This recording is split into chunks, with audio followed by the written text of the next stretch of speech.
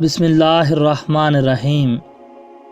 السلام علیکم عزیز دوستو، امید کرتا ہوں آپ سب خیریت سے ہوں گے۔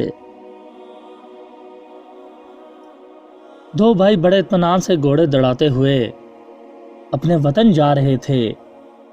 خوشحالی ان کے چہروں سے ٹپک رہی تھی۔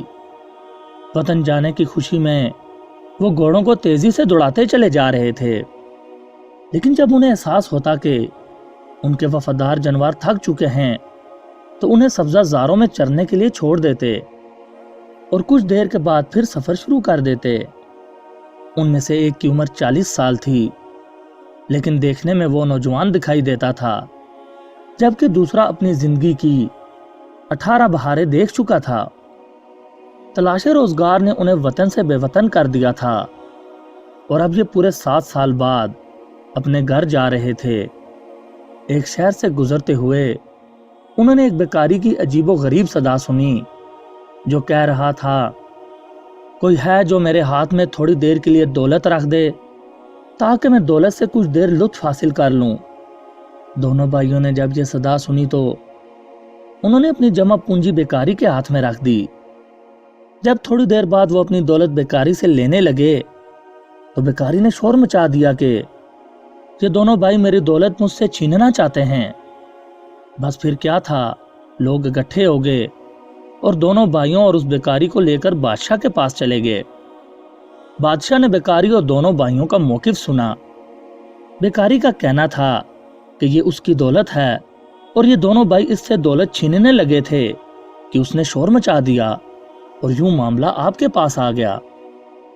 دونوں بھائیوں کا موقف تھا کہ وہ دونوں روزی کمانے آپ کے ملک آئے تھے اور قصاب کا کام کرتے تھے۔ اب وہ اپنے وطن جا رہے تھے کہ راستے میں اس بیکاری کی صدا سنی کہ میں دولت کا مزہ حاصل کرنا چاہتا ہوں، کوئی میرے ہاتھ میں صرف تھوڑی دیر کے لیے دولت رکھ دے۔ ہمیں اس پر ترس آ گیا، ہم نے اپنی دولت اس کے ہاتھ میں رکھ دی۔ جب ہم نے واپسی کا مطالبہ کیا تو اس نے شور مچا دیا۔ بادشاہ نے دونوں کا بیان سنا تو فوراً حکم دیا، ایک برتن میں گرم پانی لاؤ۔ سب حیران رہ گئے کہ بادشاہ نے بجائے فیصلہ سنانے کے یہ کیا حکم دے دیا ہے۔ ادھر دونوں بھائی الگ خوفزدہ، نہ جانے بادشاہ اب ہمیں کیا سزا دے گا۔ خیر برتن لایا گیا۔ بادشاہ نے بیکاری سے تمام دولت لے کر گرم پانی میں ڈال دی۔ ان دنوں اشرفیاں استعمال ہوتی تھی، یہ سونے اور چاندی کے سکے تھے۔